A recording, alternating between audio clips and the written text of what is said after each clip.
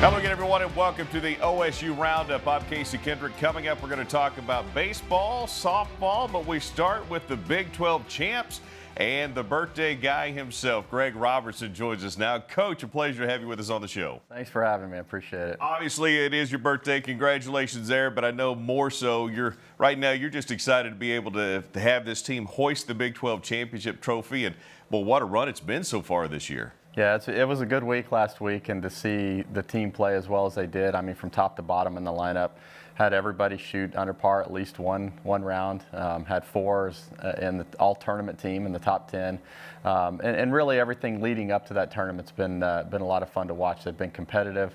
It's just a great group to be around right now. 24th overall championship, 10th, I think, in the Big 12. But it is amazing when you look at yourself and your assistant coach. 7th in a row for you, and you've got an assistant coach that's never lost a conference championship. That's pretty amazing. Yeah, it's pretty impressive when you think about it. She's 4-0 at Kent State as a player. She's 8-0 as an assistant at Kent State, and now 1-0 here. So she's 13-0. That's got to be a record somehow. So she's done some great work, and it's been a good run. Talking about a good run, Coach, in this tournament, in the Big 12 tournament, you guys were down there in the Woodlands, and when you look at the way you guys set the tone early, set 18-hole records, 36-hole records, and you just destroyed the 54-hole record. It's not like you guys went out there and eked a few good days out and scratched around and clawed. You guys just went wire to wire and dominated. Yeah, that was probably the most impressive thing to see, is that especially after getting out to shooting 9 under, getting out to a 4-shot lead after the first day, and having three really good teams right behind you in Texas Tech, Texas, and Baylor, especially Baylor, a team that's won 6 times this year.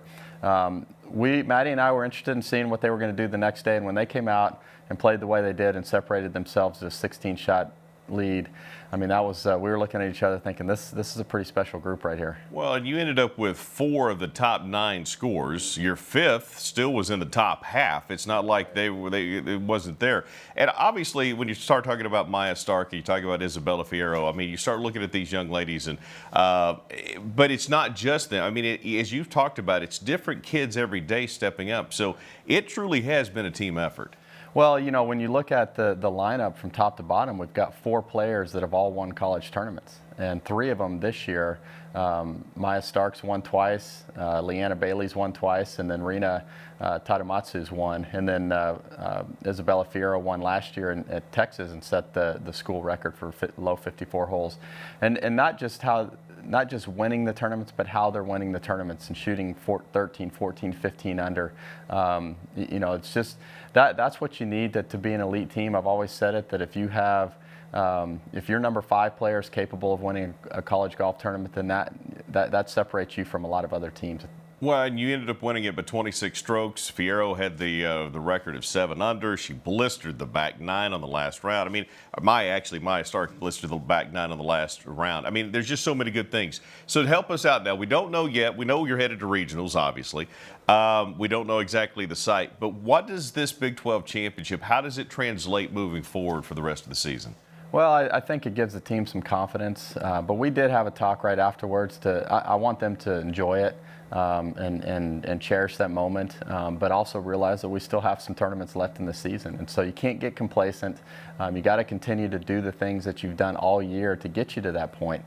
And so that's really kind of been the theme for these couple of weeks leading into regionals. And the great thing about this team is they've worked hard all year long. You know, they've put in the time, they've put in the effort, and that's what's gotten us to this point.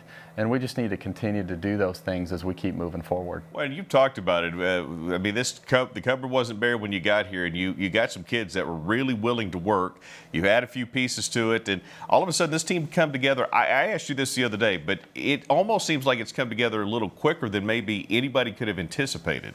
Well, when you have 2 players like Isabella and Maya to kind of lead you off, everybody seems to kind of just follow suit. And again, the team that was here when we arrived, they were a talented group, and they were doing the right things. And then so when you add Rena, and you add Maddie to the mix, they kind of fit right in, follow along with those good examples, and they're working hard. And what they've done is they've created more competition, and so it's really raised the level of everybody's game. And I think that's really why the team has excelled the way it has this spring.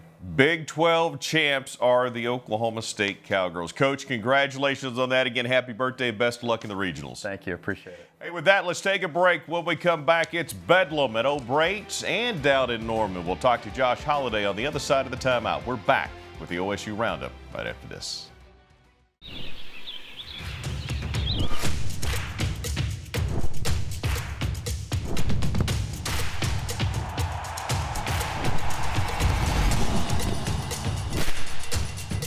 For all the ways you love to play, Academy Sports and Outdoors makes it easier than ever to get what you need and have fun out there. Get free shipping on your favorite brands at academy.com or get free curbside or in-store pickup at your Academy store.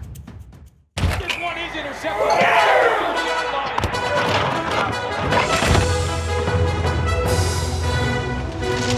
Decorative towel. There was a mess. I wiped up a mess. Yeah, you.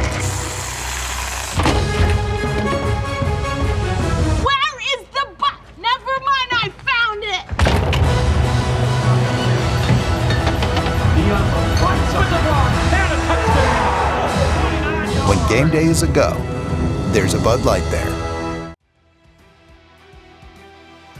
Welcome back to the show, and it's time to talk some baseball. We're going to talk about the Cowboys, the weekend that was, and Bedlam coming up. Josh Holliday joins us now. Coach, always a pleasure to have you with us on the show. Thank you. 2-2 this last week since we last talked. You guys got a second game in against Arkansas Pine Bluff, and then, of course, the series with Texas. And you know, again, going into the weekend, just to relive a little bit of that Pine Bluff series, obviously the first game was tremendous. Second game was really, really good, too. Yeah, we accomplished at midweek what we wanted to. We got some guys to the mound that had not pitched in a while. That was super valuable to us. And then stayed sharp on offense. We swung the bat pretty good. I think that Wednesday game, Christian might have gone 5 for 5 with a cycle, which is a rare occurrence, so that was fun. And then really prepared us to stay in rhythm going into the Texas series. You know, if you're going to hit for the cycle and then have a fifth hit, it might as well be another home run, right? And for his efforts, Big 12 Player of the Week. Yeah, he's been awfully fun to watch. And the way he's put together his first season here and most likely his only season here, he has really gotten better as we've gone on. He's made some really nice adjustments. He's settled in. He's a very confident player right now. He's playing not only a very powerful force on the offensive side, but he's also playing some really good defense down at third base. So he's been a great addition to our team, a great fit inside of our program. It's been fun to watch him have success. So let's talk about the Texas series. Coach, you knew going in you were going to have a couple of arms. And so Friday night, Bryce Osmond trots out there. And I'll tell you what, for a Friday night start, did a good job. Yeah, I was proud of Bryce to take on the game one role with Parker being out, to handle the rain out on Friday and the doubleheader arrangement on Saturday. He dealt with kind of amping up, if you will, on Friday night, only to have to come back down and wake up Saturday and do it. So he gave us a good start. Facing Ty Madden, who's one of the top 3 pitchers in the college game going into the draft. It was a hard-fought 4-3 game. We were in it. The kids did a great job of staying with it and being very in the moment in the later innings and giving us a chance. We couldn't quite swing the board our direction. And then we only had about 45 minutes to bounce back in game 2. We just never got any kind of momentum or push to get control of that game, and another close loss. So 2 losses in one day on a Saturday doubleheader. Both hard-fought games, both somewhat well played, just not played well enough. And I was really curious and excited to see what we would come up with on Sunday. And I thought the response by our team on Sunday was very much a strong reflection of who these kids are. We played well, we got an important win, and really changed the direction and the momentum of the way that series was going. Well, and obviously Brett Stanley gets the start. No Robleski in this one, so another's change there. And I'm just curious, Coach, from a technical standpoint, you know, when you come out of the bullpen for that last inning and a third, the way you approach a game is going to be much different. It's not like Brett Stanley hasn't started in the past, but he's been relegated pretty much to that closer. Coming in to pitch 6 as a starter, how much different is that mentally, and how different are your actual pitches when you're on the mound? Well, it's very different, and he's probably about the only kid that could handle it because he has started. He has gone in long relief. He has been in short relief. He has closed. He's in tremendous physical shape. Rob stretches those guys out in the months of January and February prior to the season starting, where they'll throw multiple innings and build their stamina up, and then during the course of the year, that stamina is obviously challenged from time to time. I think it shows, one, physical durability that Brett has, two, the ability to concentrate and throw 100 pitches even though he'd been used to throwing 25. But three, and probably most importantly, tremendous amount of courage and pride that he pitched with on Sunday for our team. That outing was about Oklahoma State and him doing everything he could do with the ball in his hand to pitch us to victory. That was clearly on display. Make no mistake about it, our team needed that more than you can probably know, and he delivered. So courageous effort. He's been awesome all year long, and watching where Brett's at now as a fourth-year member of this program compared to where he was when he got here, what a tremendous story. What a great leader he's become. And the guys around him responded Sunday with some big swings of the bat and a well-played game. So I was very proud of Brett and really proud of the team. 7-3 victory to take Game 3 against Texas. And then, Coach, moving on to the next one. It's Bedlam. It's not just another one, it's Bedlam. First one here, 6 o'clock on Friday, a couple down in Norman on Saturday and Sunday. And, well, what exciting, important, put it whatever accolade you want to put on that thing, adjective on that, it's a big one. Yeah, they're important games. They're conference games. They're at a time in the conference race where you've got to continue to win and keep your place in the standings, if not move up. Build your resume for what you set out to do, which is to get into the postseason and make a run. And it's against a very good team. You know, when I look at Oklahoma's personnel, I look at their stat sheet and look at the talent on that roster. I have a great amount of respect for their team. So there should be 3 great games, as you mentioned. Game 1 Friday night at O'Brate Stadium, 6 o'clock. Hopefully we'll have a packed a COVID sellout, whatever that looks like. And you know, play them one at a time. We hope to get some guys back from injury, but we've got a good plan heading into this weekend. I think we'll play well. Guys are coming back. You're starting to get more guys, you know, even in the field healthy, and now's the time to make that run. It'll be a good opportunity this weekend. Best of luck in Bedlam. Thank you. With that, let's take a break. When we come back, what's happening on the diamond on the softball field? Kenny Gajewski joins us after another quick timeout.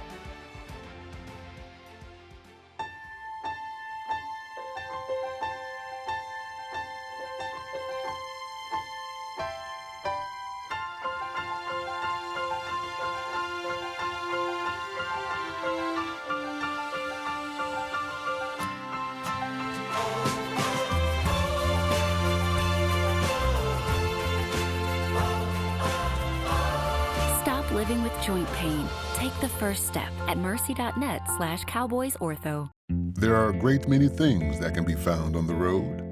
The giant blue whale in central Oklahoma. Musicians in search of that perfect melody. You'll even discover the center of the universe. You'll find stories of lives led, challenges met, and men who raise pigeons. They're all out there waiting to be discovered. All you have to do is follow the road. Phillips 66. Live to the full. Welcome back to the OSU Roundup, and a huge weekend for the Oklahoma State Cowgirls as they head down to Austin, Texas. Joining us is Kenny Gajewski as always. Coach, a pleasure to have you with us. Thanks for having me. So let's talk about the week that was. It started with the UT Arlington going into a little bit of a break, and you had told us we really need to play well, continue that momentum, and go into the break on a good note, and you certainly did that. We did. It was a great game. We had our struggles with UT Arlington in my first couple of years, and it was good to beat those guys and play well. I thought our offense was really good. We pitched well, and it was just a good all-around softball game. Well, and because it was a limited action week, you put Simonek in the circle, you bring in Kelly Maxwell, and I in the most unfair move ever, Eberle's your closer. I mean, that just seems a little unfair. Well, you know, we needed to get Logan work. We've been talking about that for about 3 to to 4 weeks, and she wasn't sharp, but grinded through, got herself out of some jams, and we helped her out and made some plays. And then we scored runs and kind of took the pressure off of her. But we pitched well. We continued to pitch well, and it's exciting to watch these kids just run out there and do what they do. Yeah, and you saw Naomi get some hits, got a home run. Febre got a home run. Factor had a couple of hits in that game. So as you talked about, there was good offense. You pitched it well. And that was the game you wanted going into a little bit of a break because you knew you're going to give them some time off, let them get their minds clear, get ready for this final run here. There's nothing worse than going into a break, a 6-day layoff, and not play well before you go into that time. So I felt like it was crucial. We talked about those next 6 days, we're going to give them basically 3 days off, which is kind of scary as a coach. But, we talked about that a bunch with them. They handled that very, very well. And we came back on that first day back, and I thought our energy and our execution was very good. Well, then you go into the next one, Coach, against Wichita, knowing that the Tulsa game has already been canceled due to the weather. So going up to Wichita, this is your last non-conference regular season game. And you guys played well. Wichita State just found a way to get one extra run. Yeah, they did. We didn't string enough hits together. Nobody did. Both staffs pitched very, very well. I wanted to make sure that Carrie and Kelly both threw. We talked about that as a staff. We maybe could have left Carrie in that whole game, but we had a plan that's going in. The bigger picture here is that we're trying to win a Big 12 and host a regional and a super and get to OKC and credit Wichita State. They're a postseason team. They're very, very, very good. If we put them in this conference, I think they'd fare well. And just credit them. They played well enough to win, and that's what it's all about. Obviously, you'd like to see the offense from the normal contributors, but it was nice to see Richburg hit a home run and Reagan Wright get another home run, and she's really continuing on the offensive side to get better and better. Yeah, our top three really didn't perform the way they're capable of, in the Wichita State game, but it's good to see the bottom part of your lineup do what they can do and what they're capable of, and we're starting to do some nice things, and it's really fun to watch. Lastly, Coach, now that we've kind of been teasing on this Texas series and the OU series, and obviously you've kind of said, hey, let's slow down a little bit. Let's enjoy the process. Let's not get ahead of ourselves. And I liked what you told me this week, the intentionality of letting these seniors enjoy every day without rushing ahead to the next series when we still have the games. But the Texas series is here now, and boy, what a big one and fun one that's going to be. It should be a blast. Obviously, Texas, top 10, top 15 team, just like us. Two programs that are on the right trajectory, playing well. Got great respect for their coaching staff. They got some great kids that we've recruited or recruited against, and it'll be a fun time. I'm sure they're going to have great crowds. The weather looks good. Both teams are playing well. I think it's what college softball is all about, and it'll be on display all weekend long. It's going to be a lot of fun. Best of luck. Thank you. Next week, we'll talk about Bedlam for Kenny Gajewski's crew after the Texas series, but also wishing the Cowboys the best in Bedlam this week as well. So we appreciate Greg Robertson being here, appreciate Josh Holliday being here, and, of course, Kenny Gajewski. We appreciate you guys doing it again. We'll see you guys next time right here on the OSU Roundup.